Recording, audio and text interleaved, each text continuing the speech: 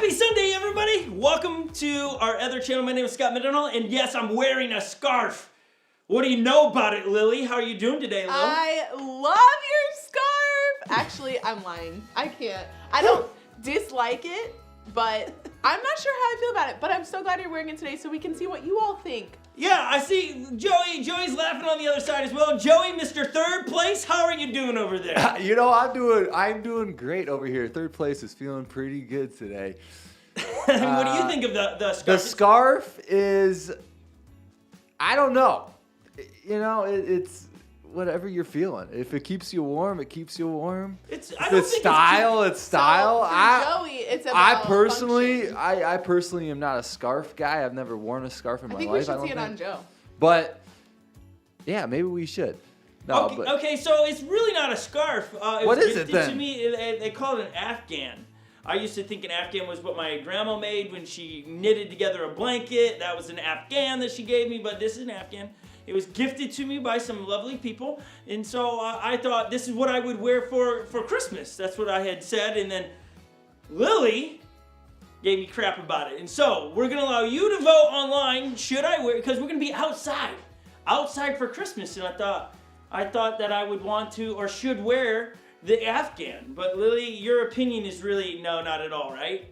Yeah, I'm not a fan of the Afghan. I don't really like it. What? But why? I need more context than that. My opinion is I don't like it. I want to know why. Because right now, I don't even have to look at the comments, but I'm pretty sure it's blown up. They're like, where do I get one of those? I want one. So what's your issue? I don't think it is in style anymore. What? How do you know? No, I don't know. Why can't I be a trendsetter? I don't know for sure. I just don't think. Well, where's your proof? I want some proof. I just think, come on, I need more than that.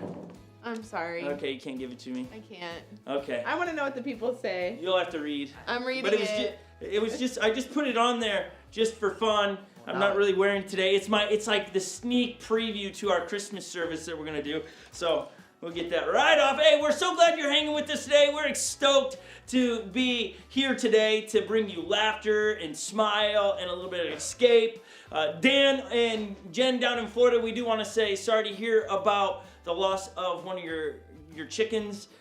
For those that don't have any context, they have chickens, and it was one of their first chickens, and the poor little guy passed away this week, and it's never fun to lose a pet or any of those animals that we just fall in love with. I was thinking about that the other day. Why do I do that to myself? With that puppy you saw running around in the video, if you watched the previous video, it's like, why do I do that? Bring another animal that I fall in love with, and at some point, like Lily almost ran over him. Why would you do that, Lily, to our puppy? My whole race was threatened by that dog. I think I would have won if it hadn't been for Wookie. He's cute. But did you not see him chasing after me as well? It's just I maneuvered around him. Yeah, I'm not a maneuverer. You are when it comes to the boys. What? Yeah, I threw her off. Did you see that? She didn't even know what to do. Okay. Any thoughts on that, Lil? Just dodge him if you got to, I guess. Okay. Joey, what's the chances of you getting to put on a treaded tire on your one wheel? Would you do it? I think I would, because just like you said in the video, I think if I don't, I think it's going to be very hard. I think I'll be third consistently. I do. So agree. It might have to be the first winter that I put a treaded tire on. It might have to be if I get enough comments. Joey, I'm telling you, that treaded tire, do you remember the snow races in the past couple years that we just literally ran our one wheels? Oh yeah. Because that tire. Does it make a huge difference? Game changer, Joey. I can't even explain it. It just does. It's louder on pavement though. That's what you do have to understand that if you like that peaceful ride that some of us were talking about in the last video in the comments, it will disappear. So the tread tire does do that, but boy, in snow and slippery stuff, you cannot compete with the slick. So there you have it. Also, we have so much stuff happening today. Lily's brought to us, Joey, some of her favorite random Santa family pictures that she's seen online. So she's gonna show us those. Right. I have a video of a trip that my kids and I took, and my wife, in a Suburban that you're going to want to see. It's super funny. So it's going to be a great day today. I'm loving the comments today. Thank you for being in there. Joel, I thought you'd have my back. I think you're saying pass on the Afghan. I thought you'd be like, yeah, let's do it, bro. I don't know. If Joel says no, it must not be a thing anymore. Okay. Also, we have some cool upcoming events for you. Well, let's just say what we have this Friday. Online, we are going to do a journey through the Christmas story that you've never experienced before. We're really excited about it. So make time. I was trying to think, make space in your calendar. Just be online at 7 o'clock Central Time this Friday. Lily, it's going to be amazing, isn't it? Yes, I am very excited. We have never done a Christmas experience like this before, and we've never done a Christmas experience like this online. And so I'm super excited for you guys too. We have most of it planned, and I just cannot wait for you to see what we have. It's just gonna be so good. It's gonna be one of those moments where you get to watch videos, take a moment to reflect, and pause throughout the week and really think about the Christmas story. Maybe you're not into the Christmas story today. We're gonna talk about a little bit of it and hopefully give you some facts that will make sense to you. So we're really stoked on this time of year. And the energy, I wish you could just bottle it up and save it for the other times in the year where you just don't have this energy that's around Christmas time. There's something so special about it. So, Dan, thank you for offering the 80 degrees weather that you would like to send this direction. Bro, there's so much snow outside right now. We got dumped on Friday night. It was awesome. We were ice skating in it in a blizzard. It was, I think everyone in this room were ice skating. It was so much fun, wasn't it, Lil? It was so fun. Like, ice skating in snow was, I've never done that before. Joey, have you ever done that? No, I've never, not like in like snow that's like this deep. I have ice skated in snow that's like barely on the ice, but not like, yeah, it was like deep. full blown, like you couldn't even see the ice until we shoveled it away. Yeah, it was crazy. So good. It was so good. Okay, speaking of Christmas, we always like to paint the picture, put you in context, because we know where you're watching today. You could be in the break room, you could be at home with some friends and families, you could be in your car just listening through your sound system and not watching. But we understand that sometimes it takes us a moment to get into the thought of the day. And so we have a great Christmas video that's going to paint a picture for you. It's actually pretty funny. Have you ever done a white elephant gift, Joey, exchange? You know what I'm talking about? I do. I have done that. What's been your best white elephant gift exchange experience? Do you have any? No. No? No. Isn't a white elephant gift like a crappy gift? Well, it just depends what kind of gift giver you are, I suppose, Joey. I mean, you could wrap up like a partly eaten sandwich or a $50 bill. I mean, it's just how you roll. Yeah, I guess it is. You're the half. I don't have any great memories, so I'm gonna say no. Lil, how about you? Any great memorable moments in a white elephant exchange? I have done white elephant exchanges. I don't remember what the gifts were, but I do remember getting really competitive for the best one. Because there's always one. White Elephant Gift Exchange is this, where you all bring a gift that you don't purchase from your house, wrap it up, and then you give out numbers, and then you choose numbers to go pick from underneath a tree. You open it up, and if you want it, you keep it, or you can steal somebody's else. The first person that goes gets the last chance to steal. It's really fun and energetic, and there are some really great gifts, and then there's some not. So this video paints a great picture of it, and it has a point. So enjoy this, and we'll be right back to do the Santa pictures with Miss Lily. Enjoy.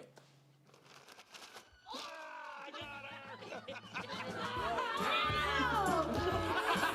right, my turn. All right, hold them up, people. Nice and high. Nope, don't you do it. You want what's in the blue bag. Okay, thank you, Kevin. Keep chewing, please. All right, what do we got? Cat hairstyle book, velvet cowgirl, bag of meat. An artfully crocheted bag o' meat. Okay, just listen to me, guys. I'm telling you, I have a feeling you are gonna love the super duper extra special thing that's in the blue bag.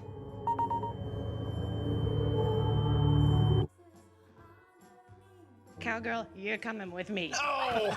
Hey, Nancy. Hi, hey. Think you're making a really big mistake. You mean like that time I let you dance with me in middle school?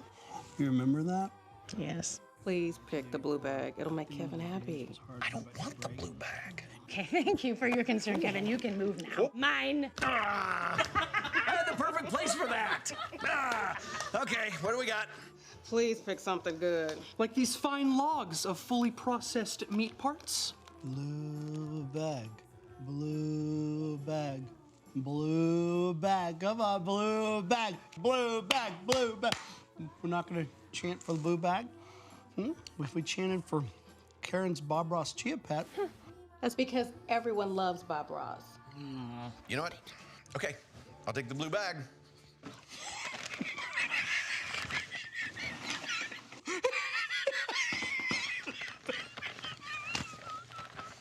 A baby and hay? Exactly, a baby and hay. What?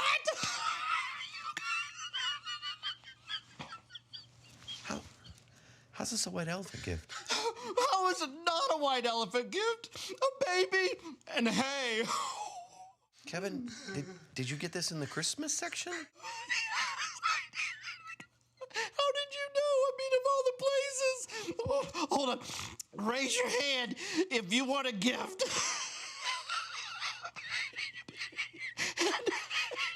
Who wants that gift? We all do.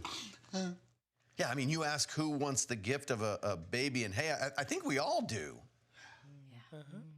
Yeah, I mean, was there also a feeding trough? You mean the bonus firewood that came with it? You burned the manger in the wood stove in your van? Where baby Jesus slept in? When he came into this world to save us from our sins. Baby, hay, manger. None of this rang a bell? Kevin, hey, you know what? The baby Jesus?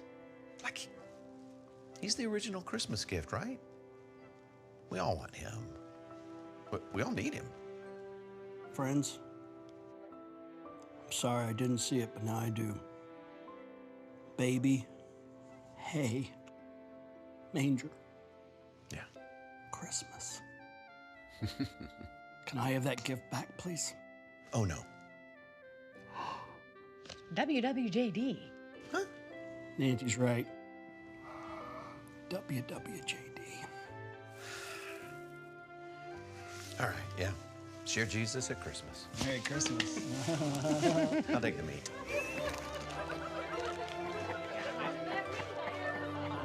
You know, when we're watching videos and things, we're watching with you in studio. And Lily is right next to me watching what you're watching. And the baby moment comes up and she's going, I don't get it. Lily, how did you not get it? I understood that it was like the baby at Christmas, but it was like just not registering. I don't know. Like, well, how's it not registering? Any more than it's not registering. You didn't get that the dude was like, ha, who wants a baby Jesus at Christmas? Like, you don't get it.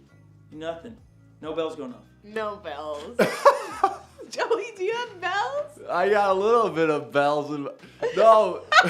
Wait, Joey, did you get it? Because there's no comments coming from the other side of the studio this morning, so I was assuming Joey was wise enough to stay quiet. I am wise enough. That is my strategy sometimes, is to stay quiet. And Lily does not stay quiet, and so she gets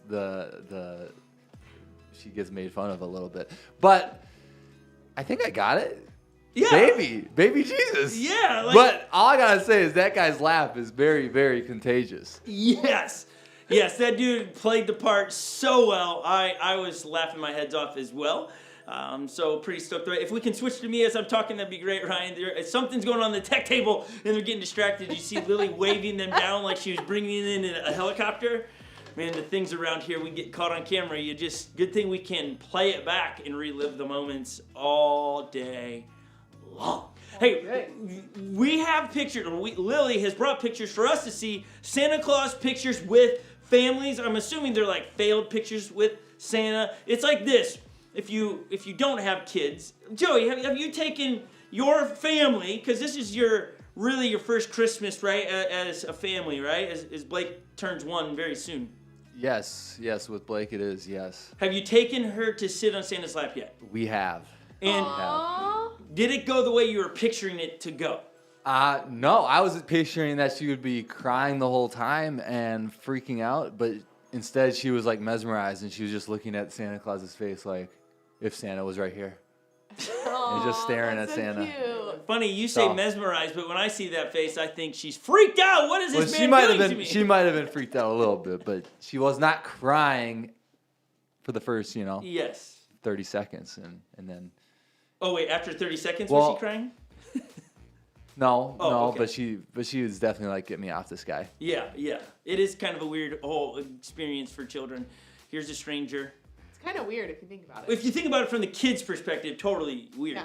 But nonetheless, when you go to have these pictures with Santa, it's like you have this picture in your mind it's going to look like, and then you take the picture and it doesn't go any way that you thought it was going to. It's this picture perfect moment, but a lot of times it's just a train wreck. You're trying to, the poor photographer that's doing backflips to get the children to look at them and smile and all these things. At least that's our experience. 8 children, it's just the way it goes.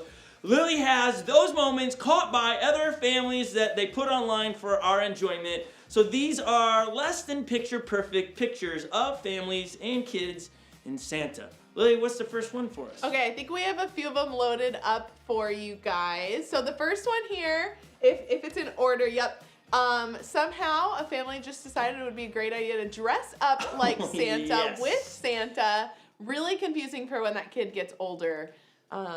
But I thought that one was funny. We can keep scrolling. Yeah, through but them. hold on. I would like to point out that. Oh no! Oh, that was like E.T. But the poor baby didn't see even it. have shoes on. Oh, Like everybody else got shoes on, but the poor baby. Go back to that He's one. got like black socks on. There we go. Okay, yeah, black sock. The baby looks like your pants today, where you see your legs between. Yeah. Me and the baby have the right idea in mind. for Yeah, sure. see, there it is. Lily is rocking out with the baby outfit. Okay, let's see the other one, Lil. Okay, so we've got this creepy Whoa. ET Santa. Now, as you can tell, this picture is old. I mean, I'm thinking mid-90s. What are you thinking, Joey? I'm thinking 80s. 80s, yeah, it's old. When did E.T. Thinking- come out? E.T. Oh, that's E.T. dropped in the 80s. I'm Let's- sure somebody can help us out with that, but I'm pretty sure it's a late 80s show, but maybe it was early 90s, but that straight looks- 1982. Yeah, were we're right, not even Scott? close to the 90s. Wow. Okay, so That is scary. Yeah, not really sure I bet you didn't think you'd see E.T. as Santa today, but you're welcome. What's the next Hold one? on, wait. Oh, Look at E.T.'s hands. Like, are you paying attention to this? Why is E.T.'s hands green? Yeah, I think that's actually the real E.T. No, not even a chance, Lily. Joey's like, oh, is it? Lily, do you really, do you know what E.T.? Have you ever seen the show E.T.? I used to be terrified Why? of E.T. What was so creepy about this little guy Just that so ate s- Reese's peanut butter? I Reese's. didn't even get that far. I don't even know. It just scared me. I was like a Barbie doll girl. Like, nothing scary up in this zone. No, thank you. Okay, we got more for you. I think we have a couple more. We have the classic, but what I loved about this one was that Santa was also pretending or maybe actually crying. And then you got the girl on the right No. who's like, I don't know what's going on. I agree with you, Lily. I think that's the thing that stands out is that Santa That's is Santa, yeah. freaking out. Yeah. Joey, what's your thoughts on these pictures, man? You're awfully quiet over there. Yeah, no, I that my favorite one's that last one. It's just makes me smile, even though somebody it's sad and the children are scared, but I don't know. Yeah, somebody else's misery makes us smile. Yeah, isn't that sad? But yes, Well, no, we do it every race. We usually are laughing at that's some- very true. Very It's very true. true. I enjoy seeing you Yeah, two it's lose. miserable. But all right, Lily, got one more for us? One more. Let's pick one more here for you all. Okay, so about this one. What? Okay, I know there's a lot happening. Seems like Dad took one for the team to sit on Santa's lap himself because that girl is scared. The mom thinks it's hilarious, but can I point out the elves? Yeah. Those elves are. They're we. Yeah, that's kind of creepy. Like, what are you teaching your children that the elves are statues? But And their legs are There's a so lot skinny. The skinny. elves. They'd never be able to stand up on those kind of legs. Those legs would break. That's not realistic at all. No. How about the backdrop though? Like, Yeah, let's see it it looks again. like but it's like you can tell it's paper. Yeah. See it's- the seam in the yeah, middle? Look at they're like, Oh, yeah. man. Yeah, So we actually have set up a few Santa like sets before to make Christmas pictures with Santa look amazing. And we actually have free Christmas photos with Santa on September 9th. Next Sunday, a week from today. I just said A week from today at AMC Movie Theater. Is that someone's birthday? No, Lily, I she said put an email September. out. Lily does the emails. If you're not subscribed to our email, you can subscribe to it. She puts out weekly emails of upcoming events and all those things that you should be aware of and things that are happening in the community. Those that need needs met, they need prayers prayed for, all those things are on our email. You can go to unlockedchurch.com, look for contacts, and bam, it'll allow you to fill it out right away. Do that. You should totally do that. But she released an email this week that said September 24th, which is not true. It's December 24th was the date, but she put It's just September. December. I'm not really sure what happened, and I just did it just now. For some reason, my mind is stuck in September. But did you find a boy then or something? no, I don't know why you keep bringing this up, but moving on. December 19th. And also, you keep saying boy. Like, man. Let's go, Joey. No, okay. Wow. December 19th. Wait to act like you're not like, or act like you don't care, and then you come back with, I don't date boys, I date men. Like, men. So if you're a boy, stay out of her DMs. A man? Okay. All right, Lil. Okay. December 19th at AMC Movie Theater, we are giving free photos of Santa away, like professional grade. It's going to be so good. And we're creating a set it's going to look so, I don't mean to rag on that last picture. It's just going to look amazing. Okay, so fly here, get here, drive here, however you need to get your pictures with Santa, and come say hi to us as well. AMC Theater, Maple Grove at 10 a.m. next Sunday. Don't miss it. Love it. If you want to hang with us, shake our hands, high five, we will be there, but we'll always be here for you as well. We're going to transition now from the humor side and put a smile on your face, and maybe you have family pictures like that you would like to send to us. You can text those pictures, and we'll put them up next week. You can text the number. It is, Lily, what? It is 651-276-8797. I'll write it in the chat here as well for you to text your pictures. We'd love to see your best family Santa picture that you've got, and then we'll play them next week. Thank you, Lily, for bringing those to us. Thanks for being a good sport when we talk about you dating men and boys. That said, we're going to transition into... She's losing it over there. We need to get a wide shot because Lily and I are quite close. Like, close enough that she could hit me if she wanted to. But nonetheless, we're going to transition to Hark the Herald Angels Sing. It's an old Christmas carol. But the truth that is sung in it is so remarkable. And we want you to transition with us and start thinking about, really, go back to the baby Jesus moment in that video. Do you really think about the reason for the season? I know that's like such a cheesy saying, reason for the season, but really, are you focused on that, or do we get lost in the, I got to get to my office party, I need to have a date for that because I feel alone, or you're focused on, I got to get gifts, all these different things. Can we pump the brakes for a moment, slow down, and just take a moment? So while this song is sung, you can sing along, we'd love that. You could also pause and ask yourself, do you believe the Christmas story really happened? Because that's what we're going to kind of talk about today, because it starts there. If you really want to fix broken relationships the right way, you got to answer that question, because then it determines how you fix broken relationships. Let's enjoy Hark the Herald Angel Sings. Enjoy.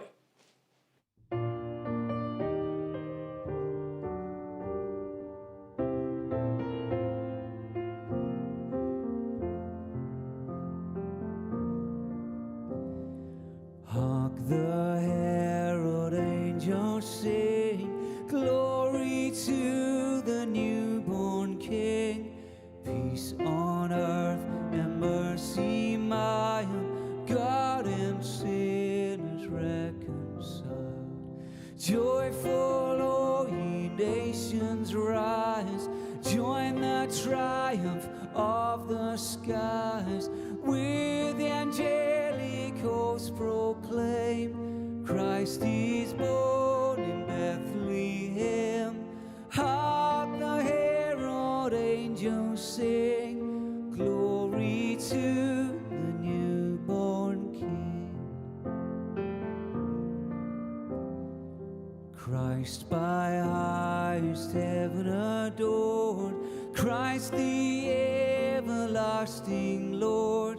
Late in time, behold him come, offspring of the Virgin's womb. Veiled in flesh, the Godhead see, hail the incarnate deity, pleased as man with man to dwell, Jesus our Emmanuel. Hark the herald angels sing, glory to the newborn King. Hail the heaven-born Prince of Peace, hail the Son of Righteousness. Light and life to all he brings, risen with healing in his wings. Mild he lays his glory by, born that man no more may die, born to raise the sons of earth, born to give them second birth. Hark the herald angels sing, glory to the newborn King. Great song there. I love those musicians. We got a question being asked. I forget who asked it. Nick.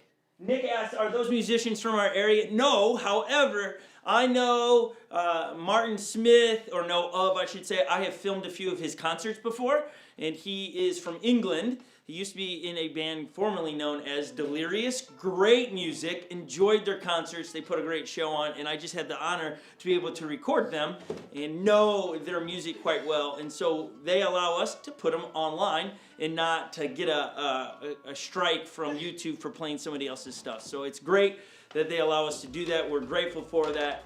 Very talented musicians. And we have great talented musicians in our area that we use live at AMC Movie Theater at 10 o'clock. So they're getting ready right now to go live. So that is a great question. You know what I think we should do one week is allow you guys to dictate the entire day where you get to ask questions. It can be personal questions. It can be Bible questions. So next week, we're going to allow you guys to steer the entire conversation. Next week, you guys are going to come firing away your questions.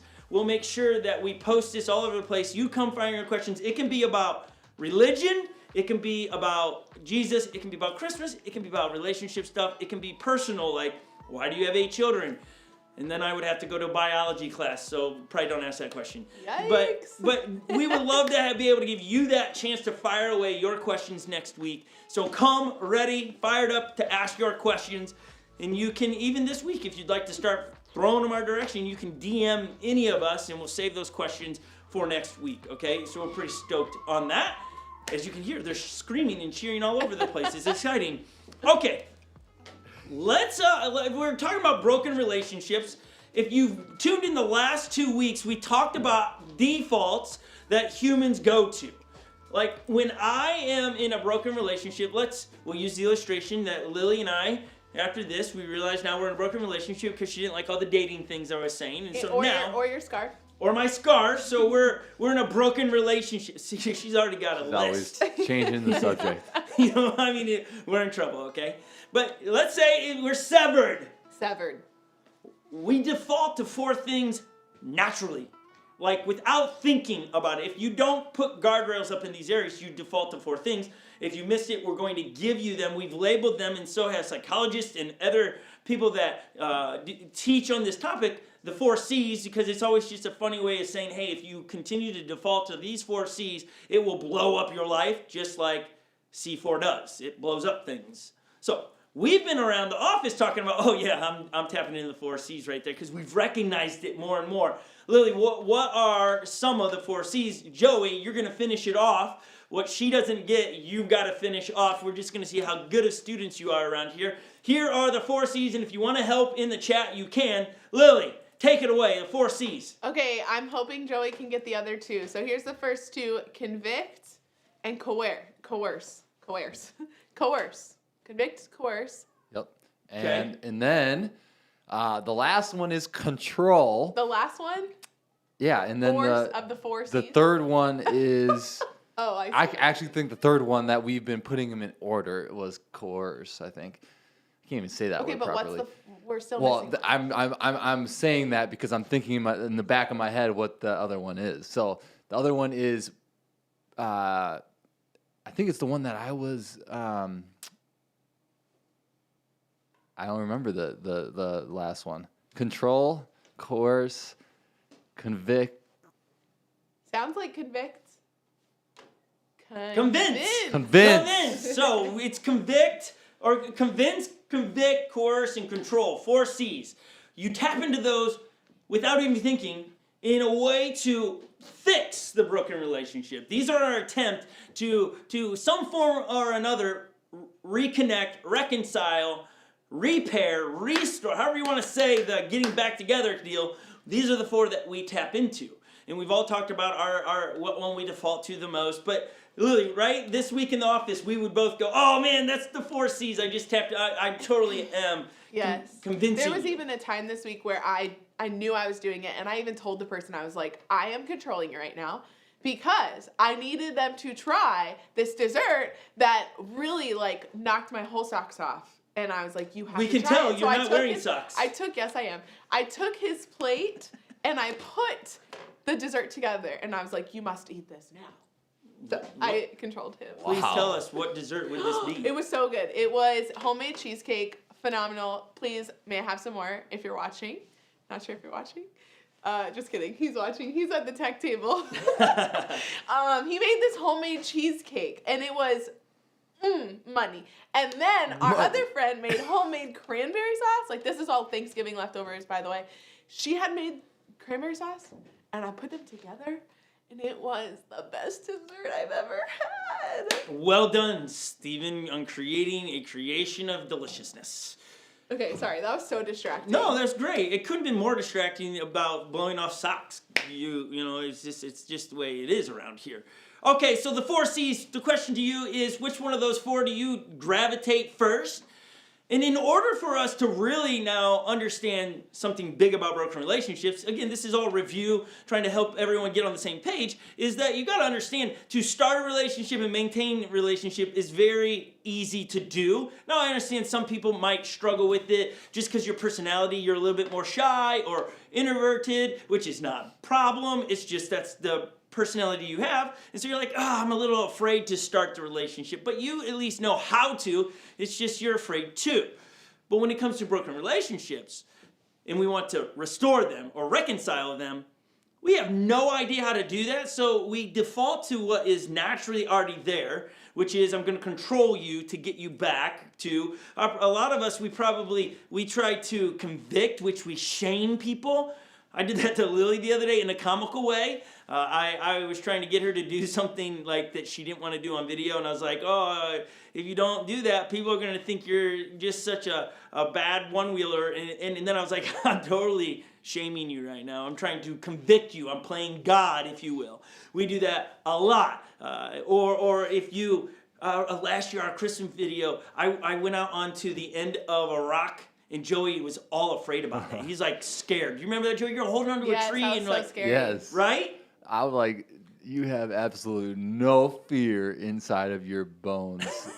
And so like, I stood out on the middle of it. Joey's behind filming, and he's very afraid. And so I just tapped into trying to give him as much information, right? I was trying to convince him that it's safe and he'd be all right. So I tapped into even to that moment. It wasn't just to restore our relationship. It was to get him to do what I wanted him to do. I was trying to give him as much information. No, it's really safe. You're not going to fall over. You're an athlete. All these different things. He never did it. And so I didn't have enough information to subside his fear. We tap into these 4 C's all the time. That's what I'm trying to get us to recognize. And it doesn't really do anything. But here's the truth. When somebody recognizes they're being convicted by you, you're playing God, you're shaming them, or if you're controlling them. When we catch on that we are being controlled by the 4 C's by someone, it pushes us away more. Because what it does is it creates rejection. That We learned that last week, that when we tap into these 4 C's, it produces rejection. So we're going to look at the Christmas story, because the Christmas story, if it's easy to start and maintain relationships and to reconcile relationships is not natural, we have to learn it. And the scary thing is that we have humans teaching humans how to reconnect and reconcile relationships, and if they didn't learn it right, they're just going to tap into the 4 C's and teach their kids how to do it with the 4 C's. We're going to say things like, as parents, hey, just say you're sorry.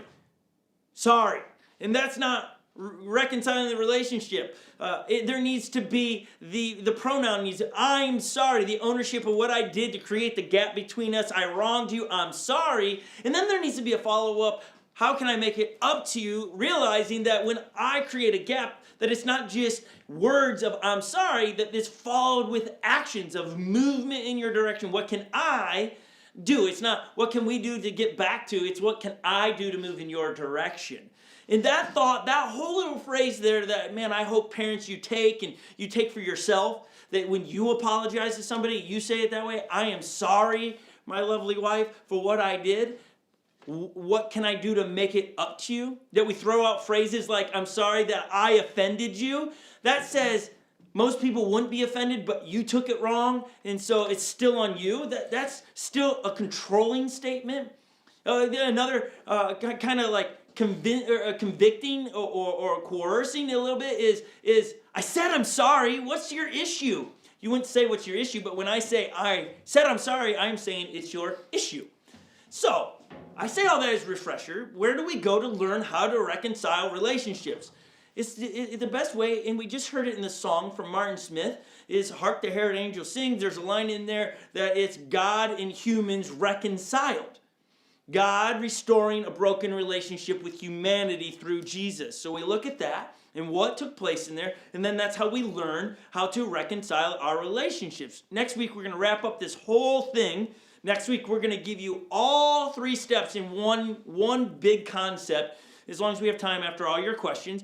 Because last week, we told you there's a decision that you need to make, and that is I will get back to, not get back at. That's the first step in reconciling or making relationships right, is I will get back to them. I will get back into a relationship with them on my end. I won't get back at them. Because, right, it's easy. When somebody really is hurting people, hurt people, we know all that. Okay, so the question I have today, and we're kind of pausing in it to make sure we all are on the same page, looking at the Christmas story, do you think that really happened? Like, you see the video earlier where it's a baby in the manger. And do you think it's just like somebody using it to manipulate people? Like, I was listening to somebody talk this week, and they were just talking and sharing that they think all religion's bad. That we should get rid of all religions in the world because that's what wars have been about, and that's why people do what they do is because of religion. And I thought that was a pretty bold statement. Lily, when you hear somebody say we should get rid of all religion, what's your first thought? Joey, you have a second to think about it because we're coming to you. My first thought, oh gosh, it's a bold statement, and I think that I think there are a lot of people in this world that find their religion to be their safe space, and so I think it would just cause a lot of discord and confusion in people's hearts. I'm trying to be careful here because, my safe place isn't in my religion. It's in who Jesus says that I am and what he's done for me. But if I'm thinking about even some of my own friends, the ways that they grew up and things like that, it's like a safe place for them. So how would that look if it was just eradicated? I don't know. It's also hard to even imagine it being eradicated. Yeah. So, but again, when you hear that, they are lumping every different religion into it. As followers of Jesus, I think we have a different perspective on that. That for us, if you truly are a follower of Jesus, that means we're allowing Jesus to lead us, lead us in every area, who to date and not to date, to buy or sell our house, or to give our car to somebody when we could sell it and take all the money for ourselves, but we feel this nudge that Jesus is saying, no, just give that car away. That's being we're being led by Jesus. And so when we think about that statement, all religions should be eradicated, I think that's a big, bold statement in that a lot of times we as followers of Jesus don't identify with that, because we don't look at it as religion. Because Joey doesn't when somebody says religious, like you're a religious person. I'm sure you've heard that at school and stuff. Oh, you're just a religious man. Yeah. That's negative, right? Yeah, I mean, I personally think it's negative because a lot of times, I mean, not everybody. Some people have positive views of religion, but there's a lot of people that have negative views of religion because it's man-made or the people inside of the religion are doing things that are wrong. I mean, we're hypocrites, and we're all hypocrites. We've said that many times, but you know, so I think there can be a negative light, but that religion's a man-made thing, and it's the person that is Jesus. It's a person that we're followers of Jesus, and the religion can, I mean, people have different opinions and different sides and different religions, different beliefs, and that I think that, I mean, going back to that question earlier of like starting wars against religion, I mean, yeah, people have different opinions. That's the problem, is people have different opinions and different religions, and then I should be careful. That's the problem. I don't know the problem actually, but and then they get stuck in their viewpoint that they are right and it's all selfish, and then there's problems because people can't understand each other, I feel like. Yeah, we don't take, I mean, helping these two, because you can tell, right? They're like, I don't want to offend anyone, which that's not the intention with asking that question. And the individual that's saying eradicate all religion, I took it a bit personal at the beginning, and then I was like, hold on. I'm a part of a relationship. That's the biggest thing when it comes to the story of God reconciling with humans. It's a process to get back into relationship with God, not a dictatorship, and not a bunch of do's and don'ts, which a lot of people look at. That's religion, is where it's a lot of do's and don'ts, and if you don't do, you're out. If you do, you're in. In relationships, that's part of the 4 C's when I'm telling you, well, as long as you do these 4 things, Lily, we're going to be good. But as soon as you don't, we're out, man. I'm done with you. That's the 4 C's. And a lot of times religions tap into, sadly, the 4 C's. If you hear something about, we speak about Jesus a lot on this channel because that's who we are a follower of. If you hear or have heard the story of Jesus in God's redemptive plan, I'm using big words here, I know, other than it as good news, you got a different version. Because the version we're talking about is the good news of reconciliation of humans to God. The good news. It was introduced to the world as good news, to the most unlikely of people. And actually, we're gonna just spend a few moments here to unpack, if you will, the most messy birth, messy introduction to the world, the least ideal picture that a family would have on the way it's starting. And you, if you don't know the Christmas story, here we go. We don't want to miss it. We're going to use what the authors in the Bible record of Jesus' birth from Mary and Joseph and how they got there. It's a great story. I know, you've heard it a million times. I've been a pastor for 23 years now. 23 Christmases, I've had to figure out how to teach this in a way that somebody wouldn't turn me off and go, oh yeah, I know this. I read it on my own. It's like I'm digging along with all these other pastors in the world going, okay, what can I pull out of here that will keep somebody's attention? I hope you hear something today that you're like, I didn't know that, or Jesus speaks through this, and it's something that you can look at and go, this is if you're looking for a formula to reconnect, reconcile broken relationships, the question is, do you believe this happened? Because if you do, this is why we need to reconcile our broken relationships. If you say this story is true, that Jesus did what he said he did, and all these events we're going to read really happened, then no more arguing in your mind about, well, not that individual. That person's done way too much for me to reconcile with. Are you kidding me? When I look at the story of Jesus, and he gave his life for everyone, he didn't have a list of as long as you're this kind of good and not that bad, I did it for you. It's everybody. And sometimes I struggle with that because there's nasty, gross things happening in this world. I'm like, not that guy, not that girl, right? No way. But he did. I'm not God. I don't get to choose those things. So in the heart of, remember, we showed you the Santa pictures, and we all have these picture perfect Christmases. Maybe your Christmas is always like in your mind, like, it'd be awesome if we all got along. And my family would be perfect if we did this, and my mom and dad didn't get divorced when I was a teenager, or my parents right now are going through a divorce, or you yourself are going through a divorce, or you wish you weren't single and you still are, or you just were dumped. I don't know, your less than ideal picture isn't matching your picture right now. The picture perfect Christmas isn't happening for you. I don't think the very first Christmas was ideal. I don't think the way it all transpired is the way Mary and Joseph were picturing the birth of Jesus, their firstborn.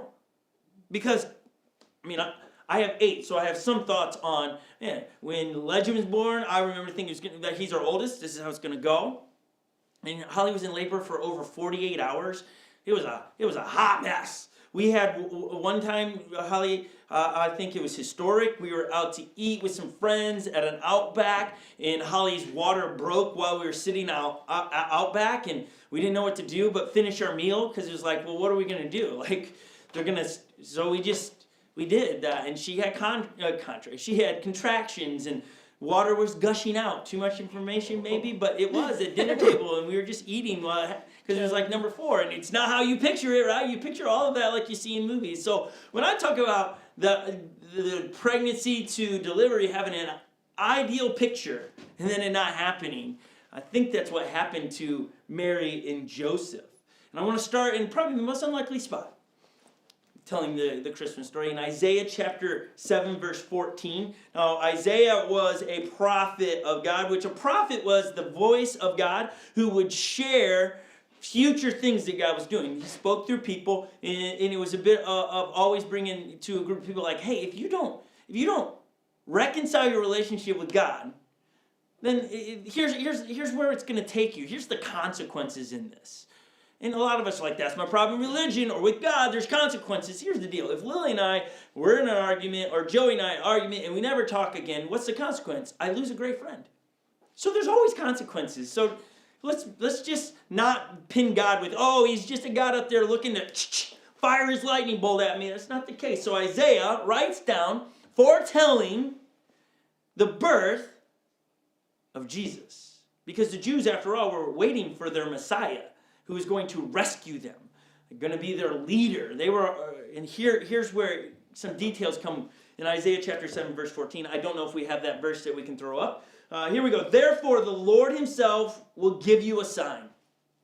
The virgin will conceive and give birth to a son, and we'll call him Emmanuel. You write that down. I wish we had it on the screen for you today, but we don't. Isaiah chapter 7, verse 14. Write that down, because this was wrote hundreds of years before it actually transpired. You want to know how? Because you can date, you can follow dates, right? You can follow the dates on things written in books that you read currently. So we can date these books in the Bible when they were wrote and when the authors wrote them, that it was way before Mary conceived. And so here we go. Think about this. Think about all the women or the little girls that were born Jewish, knowing the Messiah was coming, that it was going to be a virgin birth. Think about them going, it could be me, it could be me. And I wonder, I just was thinking about this this week, think about the young Jewish women that were going to be married, and the excitement there about being married. But then also, I wonder, it would be an interesting conversation if they were, I wonder if they had a little bit of like, oh man, I'm going to get married and do what married people do, and I will lose the chance. I'm out. I can't be a part of fulfilling that. God's not going to choose me because I won't be a virgin. It's just an interesting thing. I also wonder how many parents use that to coerce or control their children. Now, hey, when you go out with Tommy tonight, don't cross any lines, because you know God won't choose you. I'm sure that happened in people's homes. Like, this is how I just read the scriptures. So like, interesting. Lily said, so interesting, that the way I see it, Lil, or what? Just like, I bet most of us haven't even thought of that, like in those times. And it's funny to think about like that type of environment. Like, this could be me. Yeah, it just, It's so interesting to think about. It really is an interesting thought. And so in Luke, so we're going to jump into the New Testament now because I wanted you to see that hundreds of years before it actually took place, it was talked about and foretold. So the Jewish people are looking for the Messiah every year. Around every corner, they're looking for Jesus. They didn't know his name was going to be Jesus at the time, but they were just looking for Emmanuel. So Luke chapter 1, verse 26 is where we're going to pick this up. This is a portion is about Elizabeth, a relative of Mary. I'm sure you know who Mary is, but if you don't, you're going to get it in a second. In the 6th month of Elizabeth's pregnancy, so she's 6 months pregnant, God sent an angel, Gabriel, to Nazareth in the town of Galilee to a virgin, pledged to be married to a man named Joseph. All of those details at the beginning there are massive. Like again, write down Luke chapter 1, verse 26, so you know we're not making this up, that we're really telling you the real deal here. We understand the timing, and if you go back to the beginning of Luke, you're going to read about Elizabeth's pregnancy. It's important.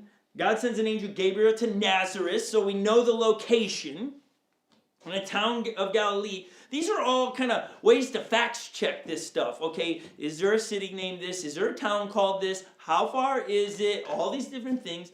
A virgin pledged to be married to a man named Joseph, a descendant of David, which is important because, again, you go back in the Old Testament, and the prophets wrote that said the Messiah would be a descendant of King David. So it's important that a descendant of Joseph was a descendant of David. The virgin name was Mary. I'm sure maybe you didn't know that. Maybe this is the first time. Mary, when you hear about Saint Mary perhaps, or different Mary, the angel went to her and said, "Greetings to you who are highly favored, the Lord is with you." Mary was greatly troubled at his words and wondered what kind of greeting this might be. I get it. I mean, an angel, somehow they don't look like you and I to make somebody, right? All of a sudden, I'm assuming that like you're just like in dead of sleep, you wake up and, what is this glowing thing? I don't know what they actually look like. I'm just kind of, somehow she's terrified, and Gabriel calms her down and says, greetings to you who are highly favored. Highly favored. Like, come on, can that not be a goal of all of us, that we'd be highly favored by God? And so it'd be important to do a study on why is she highly favored? What makes her so special? The Lord is with you. I like that. I mean, I want God to be with you. And Gabriel goes to give her this message. You will conceive and give birth to a son, and you are to call him Jesus. Now, let's pause there. Jesus. Like we go, okay, but if you go back, like the name Jesus has been translated so many different times to make sense to groups of people. The original translation, you go back to the Greek, would be Jeshua with a Y. Jeshua would be the name that given to him, which means warrior, it just means that. It doesn't mean he's going to pick up and fight. It's just Jeshua is the name he was to be given, but when you translated Greek to some other different languages, that's how we end up with the name Jesus, is the way it translates. Some of it helps as well, I would think, to distinguish Joshua or Jeshua in the Old Testament. There's a whole book named Joshua. It distinguishes the two. That's my personal thought on it. And so here we go. You're going to give him the name Jesus or Jeshua. He will be great and will be called the Son of the Most High. The Lord God will give him the throne of his father David, and he will reign over Jacob's descendants forever. His kingdom will never end. I think we roll past that part every time in the Christmas story. His kingdom will never end. Joey, when you hear that, like when it says, this is the angel telling Mary about Jesus, the reconciling process back to God, his kingdom will never end. What do you think about it? What first comes to your mind, Joey?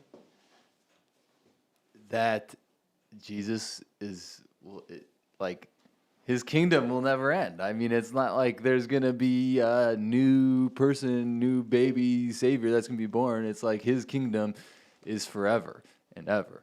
And, I don't know. That's my thought. Yeah, no, I get it. I mean, that's your initial thought. That's what I'm asking. Lil, how about you? His kingdom will never end. This is an angel proclaiming it to Mary that, hey, look at this king, this Messiah, his kingdom will never end. What's your thoughts with that, Lil? Just like Joey said, that's it. Like, there will never be another one. This is it right here. Jesus even says the kingdom of God is here. Like, this is it. I am the first and the last and the only one that will ever be. And so it's like, we got it here. Like, this is exciting. I agree with both of them. It's just super exciting. The thing I think that line, his kingdom will never end, is communicating to those that read it.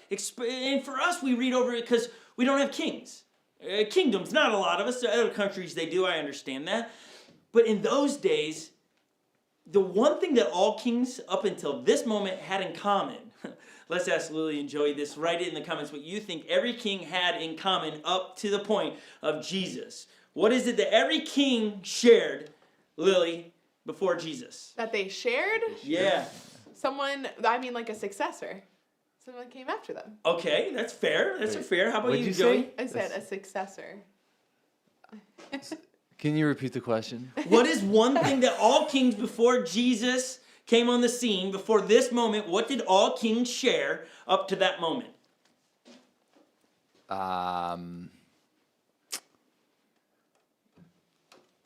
Evil intentions. Yeah, okay, fair enough. That's probably not. I mean, I can't speak that. I don't know them.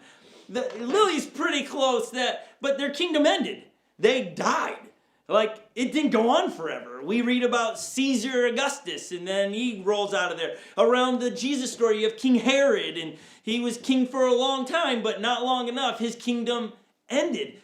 That's why when King Herod learns about Jesus, he's hot and on pursuit of this baby because he's like, hold on. If there's another king and his kingdom doesn't end, I got to end him so he doesn't end my kingdom. Yeah. It's very interesting but exciting when you read that here Gabriel's saying to Mary, hey, this king, this Messiah we're talking about, it's different than everybody else's. Even when we talk about being part of King David, she knew King David was dead. His kingdom was no more. And here this king's kingdom will never end. I just think that's really powerful. So you fast forward in the story, you have Joseph finds out that she's pregnant because when you read the story, Mary has this conversation, finds out that Elizabeth, her relative, is pregnant, and so she goes to share the news because Elizabeth found out she was going to be pregnant as well by an angel. Pretty wild story. So they go to have this conversation, I'm sure, and just deal with like, hey, this is freaking me out. This is pretty wild. I mean, it's pretty crazy. And so she goes there for 6 months. For 6 months, Mary is with her, and then she comes back on the scene. And now Joseph, I don't know if you ever traveled over there, Joseph bumps into Mary all of a sudden. Whoa! Are you pregnant? Like, there's no basketballs those days. Or you got a loaf of bread in there? What you got? Like, and then she's like, no, I'm pregnant. And it's from God. I mean, come on. Joey. Yeah. You were married. Yeah. Could you imagine, could you put yourself in this, Michaela, your wife, comes to you and goes, Joey, I'm pregnant. Yeah. And the child is from God. What would you do? Seriously. I would be like, you are crazy. And who's the guy? Yeah. You say it with a smile on your face, but really. No, I know, but it would be nuts. Like, it'd be like, nuts. Like, it'd be I don't know. I would be sad, angry. A lot of different emotions would be going through my mind. Yeah. And so we talked about this earlier, a couple weeks ago. Joseph wanted to divorce her because in those days when you were engaged, it was equivalent to being married. You were just waiting for your future husband to build a place and then come snatch you up and take you there and do what married people do. And so we have this moment where we see a broken relationship happening in the Christmas story. And the key component in their relationship, Mary and Joseph being reconciled, was God showing up through an angel speaking to Joseph. Hey, no, she's telling the truth. I know it seems crazy, but she is carrying the Messiah.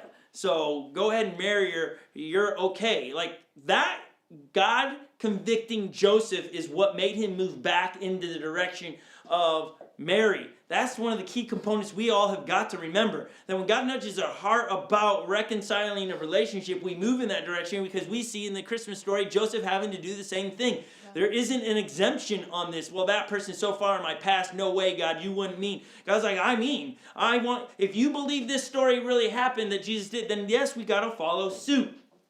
So, Now, we're months into, we're really close to the delivery. Author Luke chapter 2, verse 1. In those days, Caesar Augustus issued a decree that a census should be taken. He wants to count how many people. He wants to make sure he's getting the right amount of taxes, and he can brag how big his kingdom is. So he asks everybody to return to their home so that they can do a count. Now think about this. Lily, when was the last time there was a census done in the United States of America? 2019. Are you sure about that? It was either 2019 or 2020. I remember distinctly like what was going on in my life. I remember getting the letter in the mail. I remember asking my friend at the time, like I just remember being like, did you get this? Is this legit? Joey, do you remember when the last census was taken? Yeah, I think someone came to my door. What? Yeah, they knocked on your door and then had to... Yeah, because I didn't send the letter That back did when not I got it in happen the to me. mail. Right, yeah. So someone came to my door What and the was like heck? asking me all this information. Yeah. That didn't happen to me. Well, did you fill out the card? Yeah, I sent it in. That's why they didn't come to you. Yeah, because you Oh. followed. Hello. Joey. Okay, so think about how tough it is in modern technology to do a census. Now think about in those days. Yeah. Like, everyone go home. And no exemption. So nonetheless, Mary and Joseph, they start to travel back to where they were registered. And so Joseph went up from the town of Nazareth in Galilee to Judea, to Bethlehem, a town of David, because he belonged to the house in the line of David. So, both Joseph and Mary were descendants of David, and therefore their tribal home was in Judea to be registered. So they're both moving. It's not like Joseph's pulling her along. They both had to go back because their lineage went back to King David. Now, it was about 70 miles. I read that the other day. I was like, 70 miles? I mean, 2 months ago I ran 50 miles. I didn't walk, and I got it done in around 8 hours. I'm like, come on. What a bunch of pansies, right? 70 stop. miles. Like, Jeez. that's really... I mean, no, come on, seriously. When I'm reading that, no. Why the sounds, Joey? It sounds difficult. It sounds like a lot of work. Oh, my gosh. Yeah, you know, What? 50 miles, that's running sounds very difficult, but 70 miles, they both sound very difficult. Now, see, I think 70 miles with a pregnant woman, very difficult. I think. Yes. I mean, And a very pregnant woman at Yeah. that. My goodness. she, based on the timeline that we have, she's probably in labor in the journey. Yeah, so it would be like Holly at just before Outback Steakhouse with your Yeah, with somewhere the around store. there. Like, I'm only speaking from my experience. I love my wife, but when the pregnancy was happening, rightfully so, she got a little cranky at times because I mean it's not it hurts, and so imagine and I'm trying to make her comfortable on the couch and lifting her legs and giving her drinks and catering to her every need that she needed to make her comfortable. That was what I was trying to do. Now picture traveling on a donkey, okay?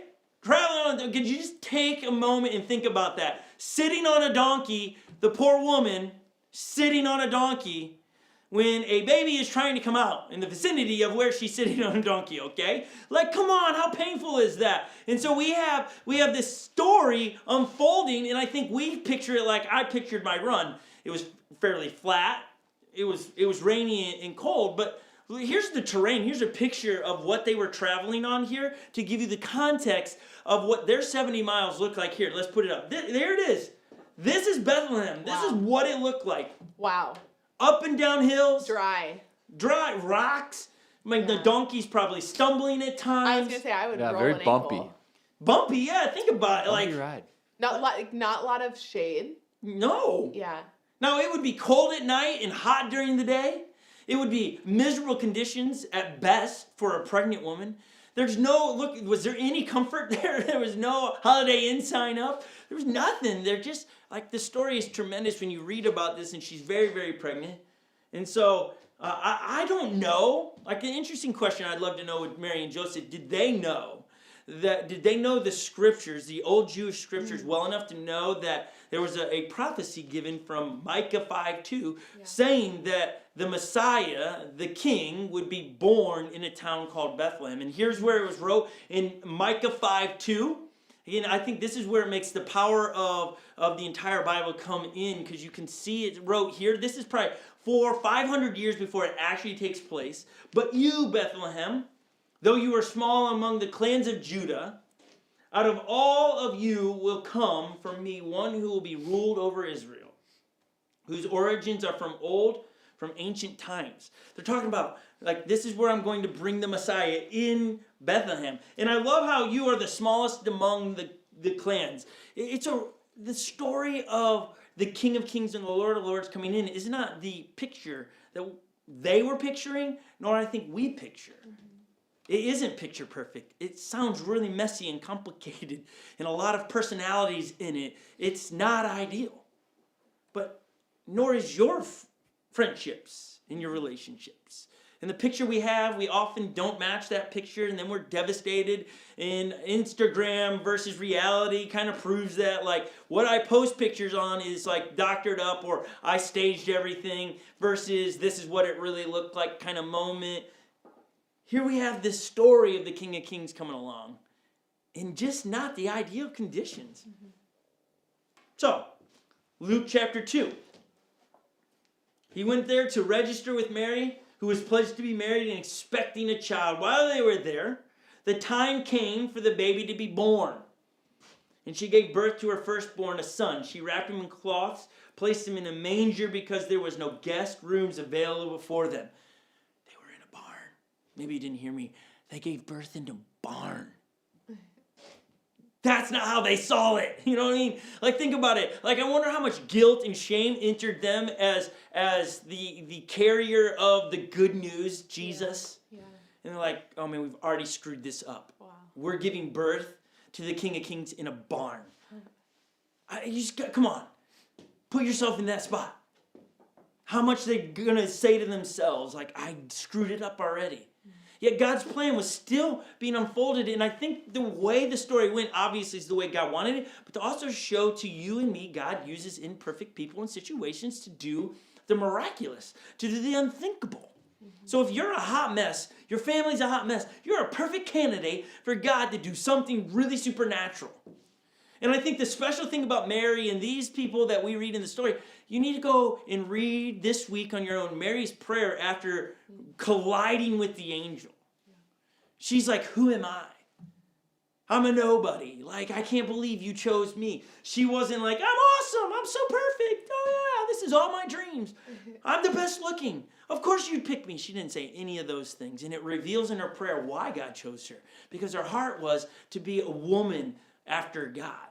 As a parent, you know what my goal is? To raise men and women of God. And I know when I'm saying that's my goal, what I'm actually inviting in my kids' lives. Yeah. Because when I read about men and women's lives in the Bible, it wasn't filled with sunshine and roses all the time. There's a lot of tragic moments happening in their lives. But I find that a lot of people, when we go and experience tragedy, the loss of life, loss of job, loss of income, loss of not integrity, but loss of things that our security is found in, when we lose those things, yet we hold tightly to the Jesus story, God can use those people. Because it's not our story that's being told, it's His story, and we play a small part in it. And I love this next part. This is the part that I just like, yeah, please. Luke chapter 2. And there were shepherds living in fields nearby, keeping a watch over their flocks at night. And an angel of the Lord appeared to them, and the glory of the Lord shone all around them, and they were terrified. But the angel said to them, again, the angel's always coming in this way, don't be afraid, I bring you good news. The angel, this is where we get, it's good news. If you don't know the Jesus story as good news, you got a different version. It was set up as good news. Like, this is game changer stuff. This is going to change your life. This is going to change your culture. It's going to change your dreams, your expectations of life. This is good news for everyone. That will cause great joy. It won't cause fear and trembling, but it will create great joy for all the people. Today in the town of David, a Savior has been born to you. He is the Messiah, the Lord. He has two things. He forgives us and has grace. Lord, He wants to lead us and be the CEO of our lives. This is be a sign to you. You'll find a baby wrapped in clothes, lying in a manger.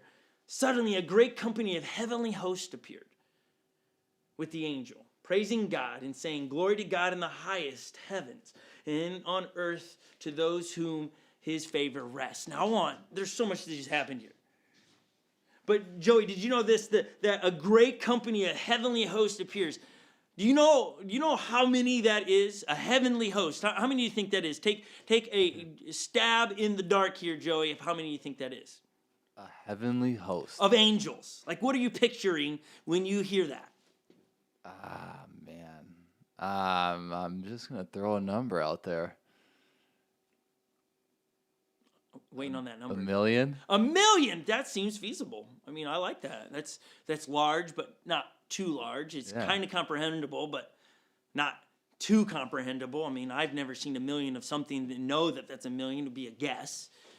But when you go through the next times, like Jesus talks about this when he walks the earth, he talks about a term of an army encampment, a heavenly host. He refers to army encampment. In Revelation chapter 11 suggests that the number of an angelical host would be too large for the human eye to comprehend.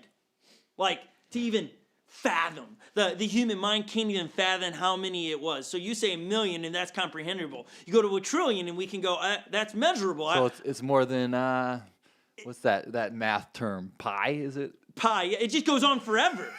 Like, goes on forever. It just go. Yeah, I think that's the cool bit of the story here is that think about the shepherds watching their sheep, and they're just told that the King of Kings, the reconciling component into a relationship or back into a relationship with God, just happened, and then all of a sudden they look out over their fields, and there are more angels than they could comprehend.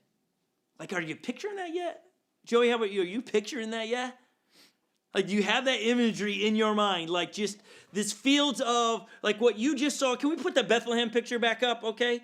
Like, picture this, Bethlehem at night. Yep. Now, picture all the way through the horizon, you just see angels all over that thing. That's crazy.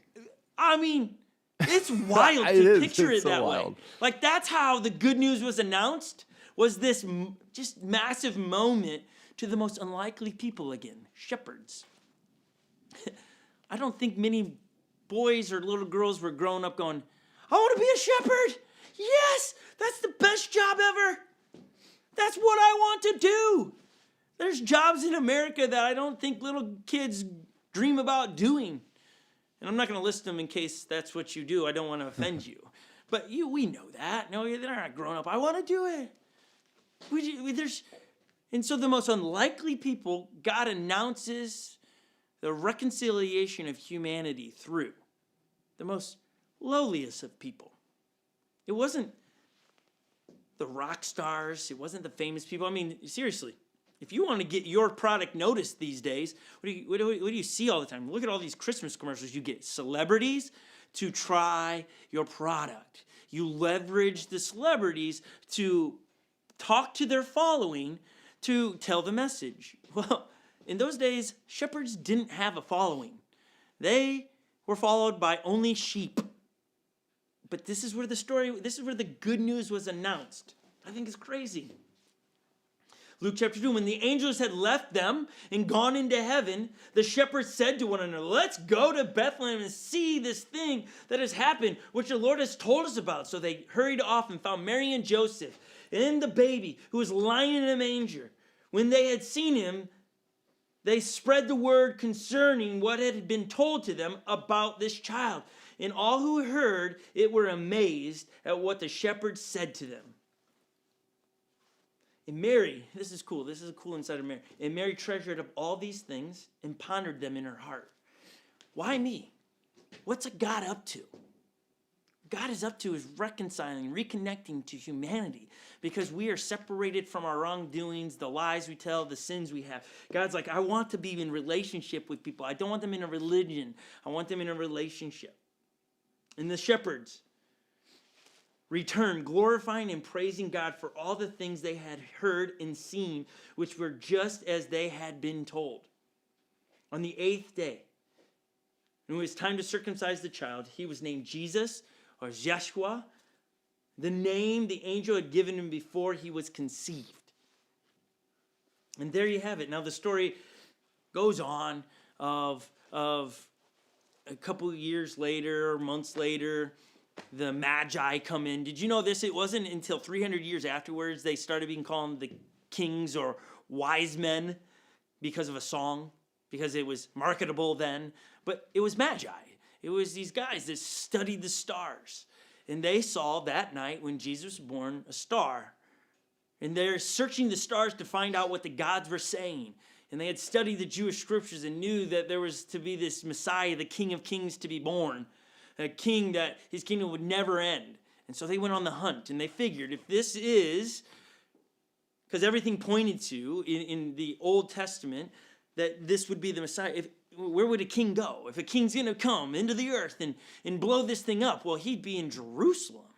Because if you're going to make a big dent in this world, that's where you got to be. If he's going to be of the Jewish descent, that's their capital.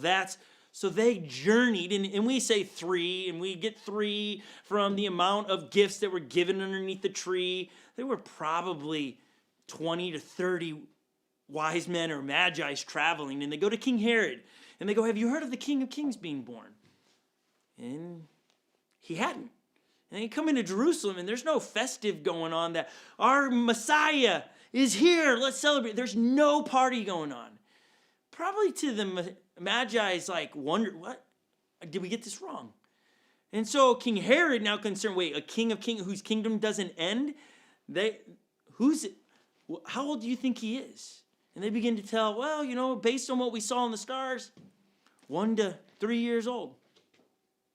They leave and they say to Magi, King Herod says to Magi, hey, this guy, when you find him, bring him back. Let me know because I want to worship him. But really what King Herod wanted to do is kill him because he was a direct threat to his kingdom.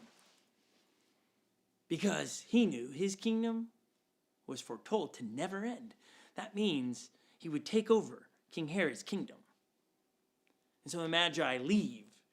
And through another moment of a God experience with the Magi says, don't return home. Don't go back a different way. Because King Herod intends to kill him. And they go find Jesus, and Mary and Joseph present gifts to him.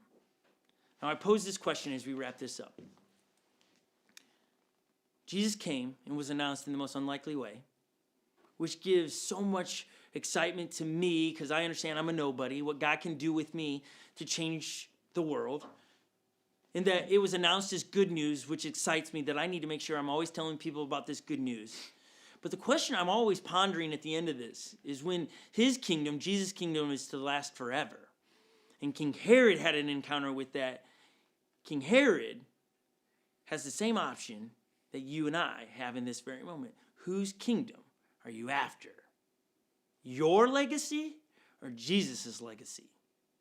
Whose kingdom are you building? King Herod made the decision to build his kingdom. And he's only a footnote in the story. We only know about King Herod because of this small moment in history. But Jesus, we know so much about Jesus because he wasn't a supporting character. He was the character. He was the real deal. So whose kingdom are you building? If it's yours, fine. And then just wash your hands of this story, and I'll pray for you, and my heart breaks for you, because, man, I know there's good things if we start to go after Jesus' kingdom. And if we're going after the kingdom of Jesus, then we're going to reconcile every single broken relationships, those that won't move in our directions, those that don't know that we did something against them, and those that we know that we still have problems with. We're going to reconcile every last one of them, because we're after Jesus' kingdom and not my kingdom. So, whose kingdom are you building? And I love what the author in Hebrews chapter 11:3 says this. By faith, we understand that the universe was formed at God's command, so that what is seen was made out of what was visible. That our faith rises up in these moments. That actually, to believe this story isn't a step of faith, because we have facts. We have eyewitness accounts. You can create a hypothesis and you can test it out and figure out that these people really lived. So, whose kingdom are you building? Let's pray really quick. Jesus, I ask that you would just speak directly to everyone at home, in their office, in their car right now, and they would ponder that. Whose kingdom am I building.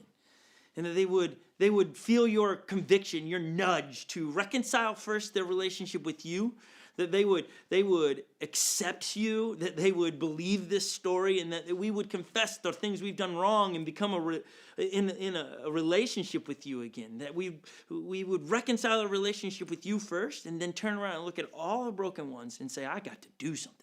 I have got to do the exact same thing I just watched God do for me, and that was move in my direction.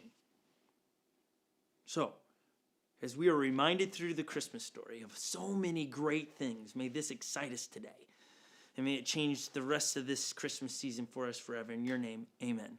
Amen. Guys, thank you so much for hanging with us. You're going to love, if you love hearing that today, you're going to absolutely love Friday at 7 o'clock Central Time. You're going to love the Christmas journey that we have set up. We've created videos of like the story being told from a vantage point of like the innkeeper's kid, and the story being told by Mary's mom. And when you hear these thoughts, you're like, oh my gosh, I've never thought about what would Mary's mom think about when Mary shows up and goes, hey mom, I'm pregnant and I was chosen from God, right? Like, come on, if you're a parent of a teenager, you're like, you're trying to pull one on me kind of deal. Like, it's going to be a great journey on Friday, so make some time to be with us. This is our way of being able to serve you guys as a community, so we're really stoked on it. We'll have the live chat. We will be live. We'll have the live chat going. This is for you and for those that are going to be meeting in the next 20 minutes at the AMC Theater. We're all coming together for this. We're really excited. Can't wait for you. Okay, awesome. If you would like to participate in giving to Unlocked Church, you can do that. It's really simple. You can text the number 77977. I believe that's the number. We're going to put it up on the screen for you. You can text the word unlock to that number. And when we give you this opportunity to do that, it's really a nudge from God to give. It's not you owe us anything. We're doing this for free. We are presenting another way for you to be obedient in what God's asked you to do, which is give a portion of our resources as a step of faith, a step of trust that, okay, God, you got me. I'm going to give a percentage of that away, and we make it really easy for you to do. I thank you for everyone that is giving and has given. My gosh, you're making a massive difference here online. We have so many cool things in store in January for this channel to reach more people. We're really excited about it. So thank you for being with us. It's a game changer. You look back in the last year and who we've met and who's online, and we're grateful for you. Joey. Yes. I got a question for you. All right, what is it? One, will you be here on Friday? Yes. Okay. Are you excited about that? Absolutely. It's going to be a great experience, and I'm super excited. And I know that if you are available, to make sure you are there, because it's going to be a night to remember. It is. It's going to be a lot of fun. I think, Joey, you're going to wear the Afghan on Friday. Is that what I heard? That's a no. You don't like it that much? Wow.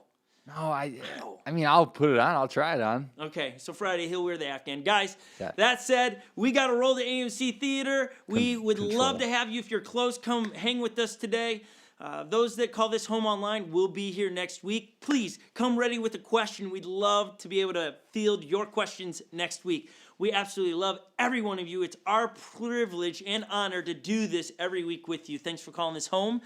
You are part of our family here at Unlocked Church. Guys, have a great Sunday. We'll see you because this one is over.